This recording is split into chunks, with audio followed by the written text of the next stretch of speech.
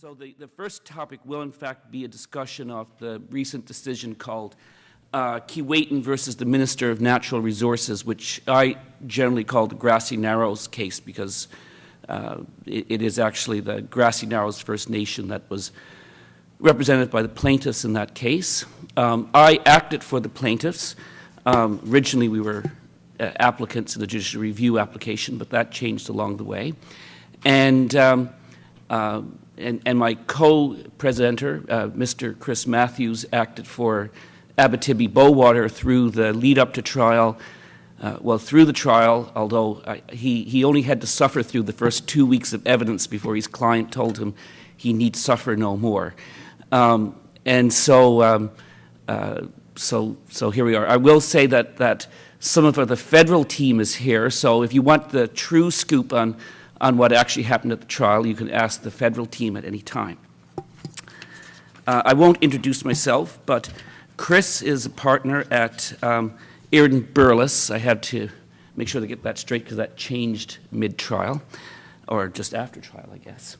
I think most of the litigators in the room know that Chris has a very extensive commercial litigation background, has worked in a very wide range of areas. I'm sure that there are many days involved in this case where he wished that he had not added Aboriginal law to that list. So he's worked in securities, product liability, forest regulation, other constitutional cases. And he is currently the Vice President of the Toronto Lawyers Association and sits on the Commercial List Users Committee of the Ontario Superior Court. And for those of you who are not lawyers or who are not from Ontario, that's the blessed job that many of us litigators would like to have, of actually getting to sit on the special team that writes the rules, suggests how cases should be run, and all these other things for the commercial trial list here in Toronto. So the way we're going to do this is that I'm going to start off. Chris has kindly prepared a PowerPoint presentation, which he gave me a chance to vet, as well as a map showing, at least giving a sketch of what the area in question looks like, as in fact, it is important to know a little bit of the geography of Ontario and the history of Ontario in order to really appreciate why this case ended up looking the way it did. Yes, sure, and here's the map. So I'll just put a few caveats up front. First of all, the case that we're talking about took about 75 days of trial. Only Barry Ennis from the Department of Justice actually sat through every day of trial. I had to step out for a funeral, and some of the others had to step out for this and that. So in fact, Barry is the only one who actually knows what happened at the trial. It resulted in a judgment that's approximately 305 pages long, depending upon your printer, and excluding appendices. So any fantasy that any of us might have of having a summary of the case in any meaningful way in an hour-long presentation, I'm sorry, I'm not going to be able to do that for you. It's mainly going to focus on trying to give you the kernel of the case and how it impacts upon the duty to consult, at least from my perspective. Also, it is not surprisingly given the ultimate result under appeal.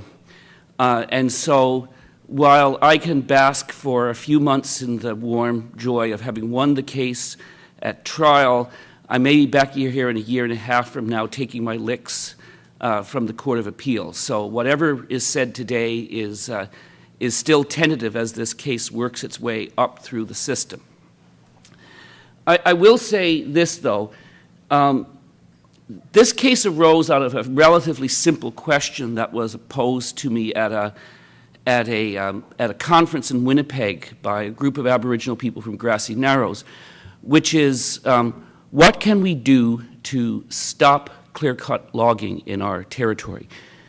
And in particular, they were complaining bitterly about Mr. Matthews' client, who was the primary license holder in the area.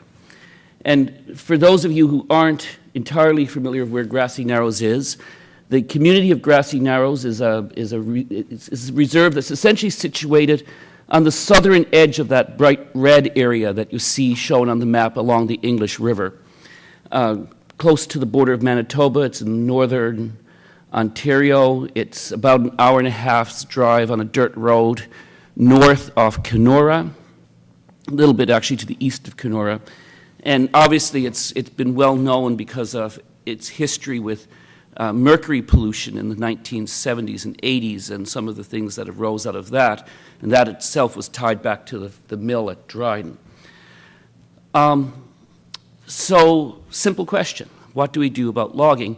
And what it resulted in, for me at least, although I think the clients still shake their head at how this all happened, is a tour of Canadian history, imperial policy history, the ethnography of Aboriginal peoples, the political science behind the division of powers between the federal and provincial government as the fathers of Confederation may have conceived it, a history of logging, road building, farming between 1873 and 1930, and the story of a number of basically what amount to schoolyard fights between Sir John A. Macdonald, Oliver Mowat, and a fellow named Alexander Morris. And all of this ended up flopping on the floor of Madam Justice Sanderson's courtroom, where she had to sort through all of this in order to comment on what ultimately is the jurisdiction of Ontario to authorize activities that infringe the treaty rights that were promised in Treaty 3. And Treaty 3 is, despite its number, 3, is effectively, should be Treaty 1. It is really the first of the large major prairie, even though it's not in the prairies, treaties. It set the template or model for the treaties that later rolled out across the prairies, particularly in 4 through 7, and later became the centerpiece of an ongoing jurisdictional fight between Ontario and Canada, essentially where they fought over who won the spoils of the settlement that occurred between Canada and the Ojibwe, or the Anishinaabe, in 1873 when Treaty 3 was signed. And so those fights involved cases like St. Catharines Milling and the AG Ontario, AG Canada case, and also the Siebold case. All cases that loom large in the history of Aboriginal law, but which, interesting enough, none of which actually involved any Aboriginal people. So this case ended up becoming the first major Treaty 3 case where there were actually a few Aboriginal people around to have their say about what the treaty may have meant. So that's a little bit of framing of what the case is about. So just to explain this map before we go on to the PowerPoint, is the red area is an area that in the judgment is referred to as the Keewatin lands. And these are the lands that lay within the boundaries of Treaty 3, but were outside the boundaries of Ontario in 1867. If you remember, and most of you probably won't, the St. Catharines Milling case arose out of the fact that there was a bit of a misunderstanding around where, or a bit of an outright war, really, about where the boundaries of Ontario and Canada lay in 1867. Ontario said that they lay somewhere to the west, actually to where we see the lower part of the red boundary, while Canada said they were somewhere over around Thunder Bay, and that all the area that ended up inside of Treaty 3 in Canada's view was in the Northwest Territories, while in Ontario's view a large chunk of it was in Ontario. And that is actually what was at the heart of the fight in St. Catharines Milling and the other cases that I mentioned. The red area, though, everyone agreed was outside of Ontario in 1867. And it was not brought into Ontario until 1912, when the boundaries of Manitoba and Quebec and Ontario were all extended up to the Hudson's Bay. And actually, Saskatchewan and Alberta were all extended at the same time. And at that time, under a constitutional act, this red area, together with everything that's in Treaty 9, was brought into Ontario and fell under the jurisdiction of Ontario.